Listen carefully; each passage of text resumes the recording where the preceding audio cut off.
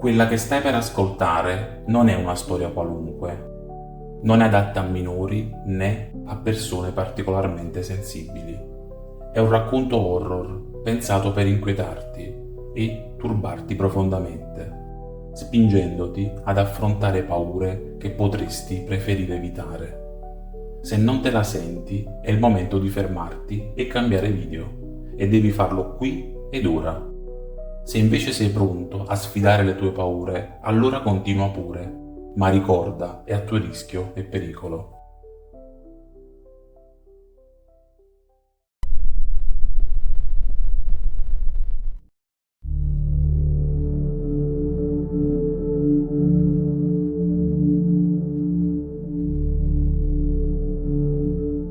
I nomi che troverete in questo racconto sono tutti inventati per ovvi motivi.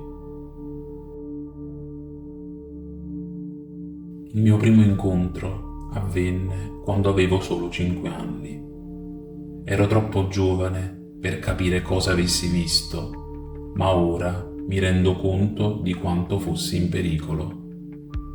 Ricordo un cane nero che compariva ovunque andassi, al parco, a scuola, persino nel giardino di casa. Non faceva nulla, stava semplicemente fermo a fissarmi, con i suoi occhi rossi e luminosi. Non ringhiava né emetteva alcun suono, ma i miei genitori mi mettevano sempre in guardia, dicendomi di non avvicinarmi a lui. A volte chiamavano il controllo animali per farlo allontanare, altre volte mio padre cercava di spaventarlo con il fucile. Nonostante la convinzione che fosse pericoloso, non voleva ucciderlo perché aveva sempre amato i cani. Io, però, non capivo perché fosse considerato una minaccia, dato che non faceva altro che fissarmi. Poi, una notte di luglio, tutto cambiò. Sentii un ululato profondo provenire dall'altra parte del giardino. Il suono ricordava quello di un lupo mannaro nei film dell'orrore. Fu l'unica volta in cui vidi i miei genitori veramente spaventati. Mio padre ci ordinò di salire in camera da letto con mia madre, mentre lui scendeva per controllare. Dopo qualche minuto sentimmo un altro ululato, seguito da un urlo e da spari. Mia madre iniziò ad urlare mentre io piangevo. Alla fine mio padre tornò di sopra e mia madre chiamò la polizia ed un'ambulanza. Più tardi scoprii che il cane nero aveva cercato di entrare in casa attraverso una finestra rotta, tagliandosi su un pezzo di vetro. Mio padre aveva sparato 2 colpi prima di rendersi conto che non si trattava di un cane, ma di una persona, vestita con una pelliccia di coyote. L'intruso non fu mai identificato e da allora non vedemmo più il cane. Il mio secondo incontro avvenne a 19 anni, dopo la morte dei miei genitori in un incidente d'auto. Lavoravo per un allevatore in Montana che chiamerò John. Un giorno ci informò di una piccola tempesta in arrivo dalle montagne e ci chiese se qualcuno poteva restare per gestire eventuali danni. Io e altri 3 ci offrimmo volontari, attirati da una paga extra. La tempesta arrivò quella sera e continuò per tutta la notte. Più tardi, Barry, uno dei lavoratori, giurò di aver sentito un lupo ululare vicino alla nostra casetta. Ridacchiammo, non c'era modo che un lupo fosse là fuori in piena tempesta. Tuttavia, Barry insistette, finché alla fine lasciò perdere, rendendosi conto che nessuno gli credeva. Nel cuore della notte fui svegliato da un altro lavoratore che mi disse che Barry era scomparso e che aveva preso un fucile dalla rastrelliera. Pensammo subito che fosse uscito a cercare quel lupo che sosteneva di aver sentito.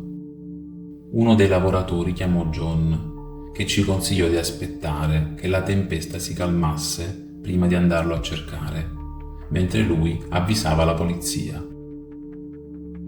Quando la tempesta passò, ci mettemmo subito a cercare Barry. La pioggia aveva cancellato ogni traccia, così controllammo ogni edificio sulla proprietà.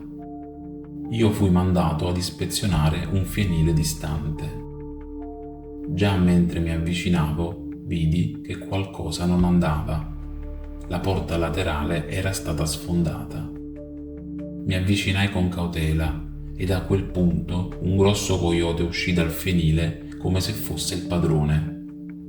Rimasi immobile mentre mi guardava dritto negli occhi, con un sorriso inquietante sul muso. Cominciò ad avanzare lentamente verso di me, come se stesse ridendo, finché un colpo di fucile alle mie spalle lo fece fuggire. Era John, che era accorso in mio aiuto vedendo il coyote da lontano. John mi informò che gli altri avevano trovato il corpo di un lupo ucciso durante la notte, ma che di Barry non c'era traccia. Entrammo nel fienile e purtroppo trovammo il corpo di Barry, pugnalato al collo con una lama ancora conficcata. La polizia prese subito in carico il caso. Scoprimmo che il lupo era stato ucciso non da un colpo di arma da fuoco, ma con una pugnalata proprio durante la tempesta. Barry aveva avuto ragione su un lupo nei paraggi, ma chiunque l'avesse ucciso aveva anche assassinato Barry. Nessuno di noi credeva che il coyote fosse responsabile, ma alcuni dei lavoratori insistettero per dargli la caccia, specialmente dopo aver visto l'attacco al fienile. Tuttavia, John ci dissuase, dicendo che il coyote se ne sarebbe andato da solo e che non sarebbe tornato. Anche se era un uomo esperto e non si spaventava facilmente, sembrava realmente intimorito da quell'animale. Questo mi ricordò l'incidente con il cane nero della mia infanzia. 3 giorni dopo scoprii che alcuni lavoratori avevano trovato il coyote in una grotta. Mi dissero che lo trovarono a metà trasformazione, come se si stesse cambiando in un essere umano. Quei lavoratori erano persone serie e schiette, non avrebbero mai inventato qualcosa del genere. Quando lo raccontai a John, mi confermò che si trattava di uno skinwalker e che da anni si muoveva in quella zona. Aggiunse che, pur avendo provato in passato ad ucciderlo, lui ed altri allevatori avevano scoperto che era impossibile da eliminare ed alla fine avevano deciso di lasciarlo in pace. Dopo quell'esperienza lasciai il ranch e mi trasferii in California, dove lavorai nell'edilizia e, a 25 anni, mi arruolai nell'esercito. Ora vivo alle Hawaii con mia moglie e non ho avuto altri incontri da allora, cosa che spero rimanga così per sempre. Purtroppo mi hanno diagnosticato un cancro ai polmoni e con i trattamenti che faccio posso vivere altri 3 anni, ma dubito di volerlo. Tra ciò che ho vissuto nell'esercito ed i vari incontri che ho avuto, sento di aver già visto abbastanza per una vita intera.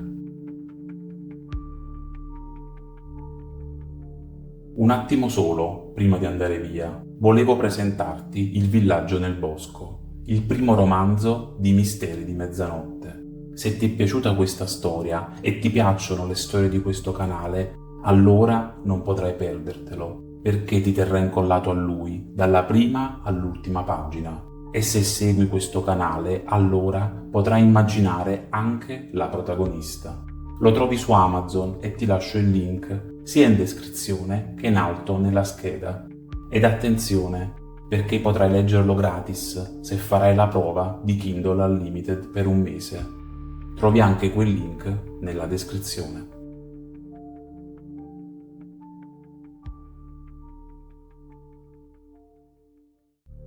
Siamo arrivati alla fine e non mi resta che salutarti e ringraziarti. Ma prima fammi sapere se ti è piaciuto. Ti chiedo 3 semplici cose. Lascia un like, scrivi un commento ed iscriviti al canale se non l'hai ancora fatto. Ti lascio qui il link ad un'altra storia che sicuramente ti piacerà. Alla prossima!